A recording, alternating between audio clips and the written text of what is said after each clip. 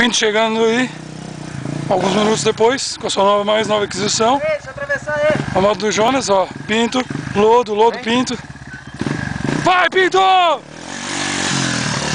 Essa, só não vai botar na grama que nem eu ali, ó.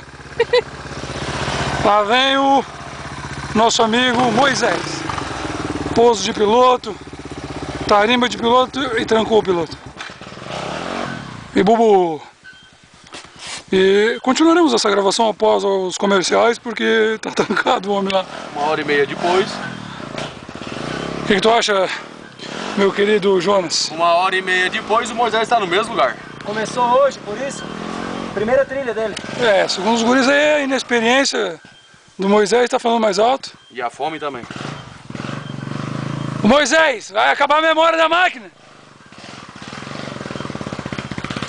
Tô. Vamos ver a performance do piloto no lodo. Aqui, piloto!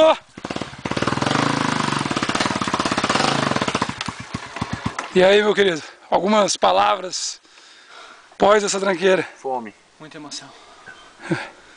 Tu viu o jeito que eu estacionei a merenda ali? Pois é, eu vi, eu acho que tem um probleminha ali.